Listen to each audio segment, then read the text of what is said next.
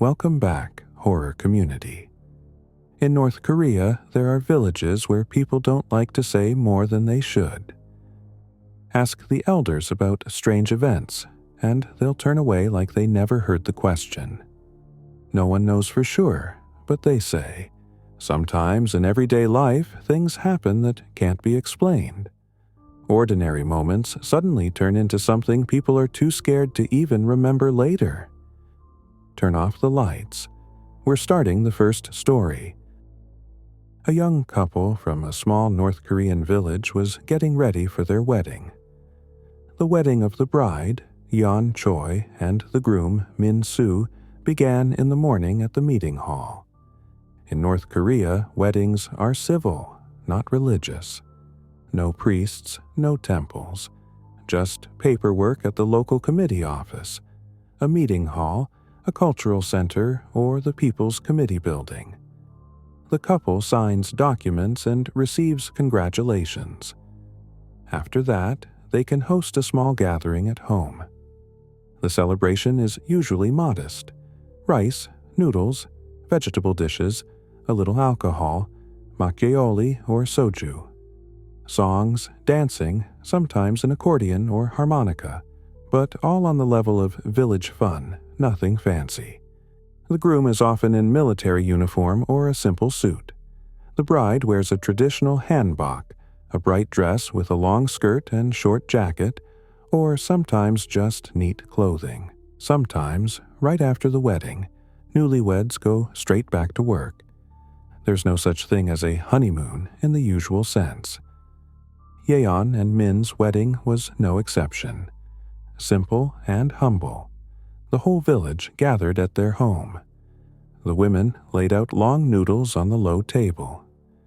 So life would be long, they said with a smile. The men were already pouring drinks, laughter mixing with the smell of hot broth.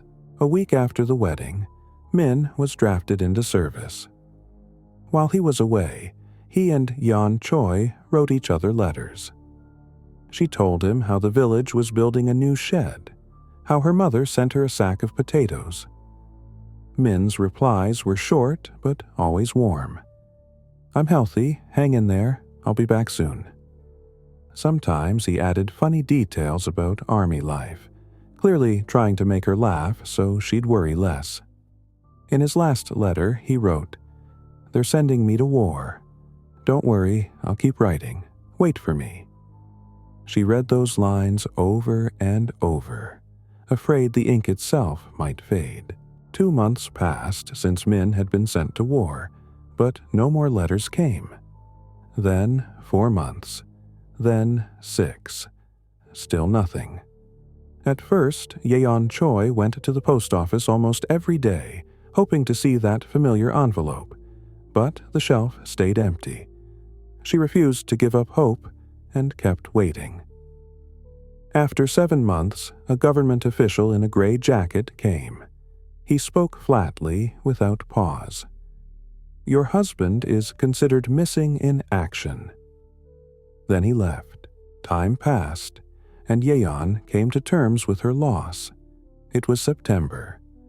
One evening, she sat in her room reading a book. The light bulb overhead flickered, then went out. Electricity in the village was always unreliable. Sighing, she lit a kerosene lamp. The yellow flame wavered, casting shadows across the low table and the walls. She was about to lie down when suddenly there was a quiet, cautious knock at the door. She froze. At that hour, no one ever came. "Who's there?" she asked, her heartbeat quickening. Silence. Then again, 2 short knocks. Trembling, she opened the door just a crack. Standing there was Min Soo, her own beloved Min Soo. He was in uniform, just like the day he left. On his chest gleamed brand new medals and decorations. "I'm back," he said simply, as if only a couple of days had passed. Yeon Choi's knees gave way. She rushed forward and threw her arms around him. "You must be starving. Come inside, I'll fix you something to eat," she said quickly, setting out rice, vegetables, and pouring him a cup of soju. "Jan, I'm tired. I've been so tired all this time. I just want a rest," he said quietly, and she laid him down on the bed. Lying beside him, Jan Choi listened to his steady breathing and smiled through her tears. The worst was over. Min was home. Life could begin again. Min slept for almost a whole day and only woke up the next evening. Jan Choi cooked rice and warm broth for him, setting tea by his side. He ate slowly, in silence, as if gathering too many words inside himself. Then he put down his spoon and looked straight at her. "Darling, while I was at war, I thought about you all the time. You can't imagine how much I love you." Her lips trembled, and her eyes filled with tears. "I have good news for both of us," Min went on with a faint smile. "I found us a new house. I'm hoping we'll be starting a family soon, and we'll need more space than this." His words hung in the air, and Jan Choi couldn't answer right away. Her chest tightened with happiness, as if her heart couldn't handle that much joy. "Come on, I'll show you," Min said as he stood up. She quickly fixed her hair, threw on a coat, and the two of them stepped outside. The evening air was cool, carrying the scent of smoke and damp earth. In the village windows, a few lights flickered, and in each glow she imagined a quiet, blessing smile. Walking beside Min, she thought, this was it, their new beginning, their new life. The road led them to the edge of the village, and soon they reached the meeting hall, the very place where they were married. Min stopped, turned to her, and said, "Darling, wait here. I need to step inside for a moment. I'll be right back." The door creaked, and Min disappeared inside. A couple of minutes passed before the door opened again, and out came a woman. "Aunt Hong!" Yeon exclaimed. It was her dear and beloved Aunt Hong. "What are you doing here, Yeon?" her aunt asked. "Min came back from the war yesterday. Can you believe it? Such happiness. He said he wants to show me our new home. We're on our way, but he just stepped into this meeting hall you came out of. But, Auntie, why are you standing here talking to me? We buried you 4 months ago." "Tonight is the night of the dead, Yeon. In this hall, all the dead from our village gather, and your dead husband, Min, has come too. Here's what we must do. Take off your coat and hang it on this broom. Then run home and don't look back. Lock your door and don't go outside tonight." Her aunt's words pierced Yeon's heart like a cold knife. She staggered back, her head spinning. "Min? Dead? No, that can't be," she wanted to scream, but her voice caught in her throat. She looked at her aunt's familiar face and realized there was no point in arguing. Her hands trembled as she pulled off her coat. The cold air bit into her shoulders immediately, but her aunt urged her on. "Faster, child. There's no time to lose." The broom stood by the wall. Her aunt grabbed it, and Yeon threw her coat over its crooked sticks, jamming the broom into the ground. Her heart pounded so loudly it felt like the whole empty yard could hear it. "Now run, and remember, don't you dare look back," her aunt said sharply, gripping her hand. Yeon bolted forward. The ground seemed to sink beneath her feet. Her breath came in gasps. Her hair clung to her face. She burst into her house, lit the lamp, locked the door with every bolt, lay down on the bed, and pulled the blanket over herself. Yeon barely slept. She lay awake all night, listening to every rustle outside her window. When dawn finally came and sunlight appeared, she got up, barely able to stand, splashed some water on her face, and sat at the table. Aunt Hong, Yeon whispered. She had to visit her grave right away. The village cemetery lay on the edge of town, just beyond that same meeting hall. Yeon stepped out and walked quickly, afraid her resolve might falter if she stopped even for a second. Soon, the meeting hall came into view. Bathed in morning sunlight, it still looked darker, gloomier than usual. Yeon slowed down, her chest tightening, her breath unsteady. She hurried past the building, then broke into a run, racing toward the cemetery. The sun was already high, shining on the grass, on the stone markers, making everything look calm and peaceful. But inside Yeon, there was no peace, no clarity. She went straight to the familiar spot, where Aunt Hong had been buried. On her aunt's grave, everything looked just as it should after a burial. The earth had grown over with thin green grass. Flowers lay across it. Next to Aunt Hong's grave, Yeon saw a fresh one, and stuck into the soil of that grave was the very same broom, with her coat on it. Wanted to take his wife with him. Story 2. The Dress with Black Threads. The wedding was coming up, and in the house where the young bride-to-be, Yeon-hee, lived, there was a warm bustle. Her mother was digging through an old chest, pulling out dresses and sighing. "We don't have much money. We can't buy a new dress. Let's order from our village weaver. She makes her own fabric and sews it properly." Yoon-hee frowned, running her fingers along the hem of her skirt. "Mom, but people say things about her." "What do they say?" Her mother turned, a hint of a smile in her voice. "Well, they say she's strange," Yoon-hee said hesitantly. "Not even just strange. It's like an evil spirit clings to her."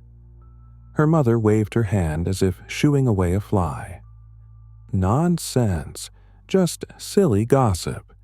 People will talk about anything. Look how many brides she's dressed for their weddings already. They're all happy." It's hard to argue with Mom about this.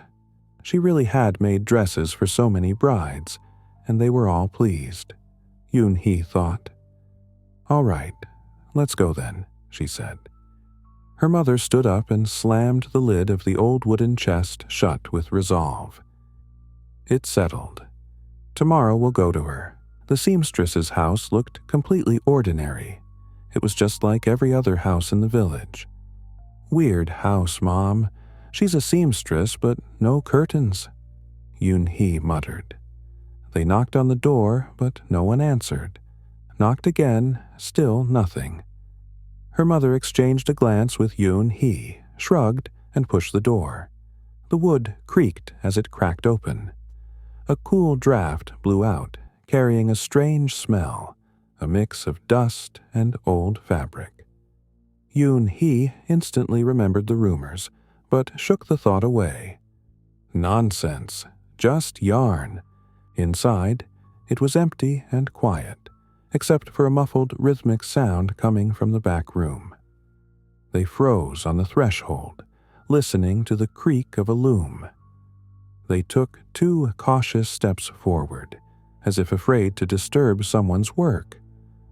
But suddenly the sound stopped, and in the silence, Yoon-hee felt her hands turn cold. "Ah, it's you," came a cheerful voice. "I've been waiting for you." Out of the room came a small, neatly dressed old woman. She wore a clean gray apron over her house clothes, her hair tied in a tight braid, her face kind. She wiped her hands on her apron and smiled warmly. Strange. How did she know we'd come, if we've never been here before? Yoon thought. Well, come in, my beauties. I was sewing and didn't hear your knock. Now tell me everything. This is Yoon-hee. She's getting married soon, and we'd like you to make her dress. Well, let's see what kind of bride we have here, the old woman said with a wink, making Yoon-hee blush and lower her gaze. Her mother brightened and began chatting with the seamstress as if they'd known each other for years. And Yoon-hee's unease slowly faded. Everything seemed so simple, so ordinary. "I'll take your measurements, and in a week it'll be ready." A week later, they returned to the seamstress's house. This time, the old woman greeted them right at the door, friendly with that same warm smile. In her hands was a neatly wrapped bundle. "Well, my dears, it's all ready. Take it, open it up," she said, handing it to Yoon-hee. The girl carefully untied the ribbon, unwrapped the fabric, and revealed the dress. Yoon-hee gasped. The seams were straight, the fabric fell in soft folds, and the simple dress suddenly looked festive. "What did I tell you?" her mother exclaimed triumphantly. "Excellent work, Golden Hands." Yoon-hee smiled, nodded, and pressed the dress to herself as if afraid to drop or stain it. "Thank you, Grandma," she said softly. "Wear it for happiness, child," the seamstress replied with a wave. They paid her, said their goodbyes, and went home. Yoon-hee, happy with her beautiful dress, tried it on several times at home, admiring herself in the mirror. In this festive mood, she went to bed. She dreamed it was her wedding day. She put on her new dress, fixed her hair neatly, and stood before the mirror, admiring herself as she waited for her groom. Suddenly, the threads of the dress began to blacken and unravel. The dream turned into a trap. The threads moved slowly with a vile certainty, like snakes that knew their prey had nowhere to escape. They tightened around her shoulders, closed around her chest, coiled around her throat. Yoon-hee screamed, but the cry cut off in a rasp. The threads crawled into her mouth, filled her lungs, and stole her breath. Everything inside her ached, and her body no longer obeyed.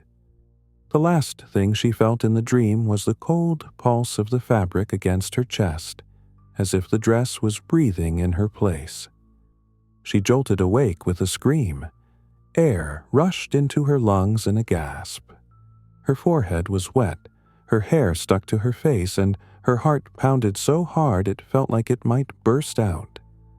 On the chair hung the dress, motionless, completely ordinary. Yoon-hee pressed her palms to her face and whispered with trembling lips, "It was a dream."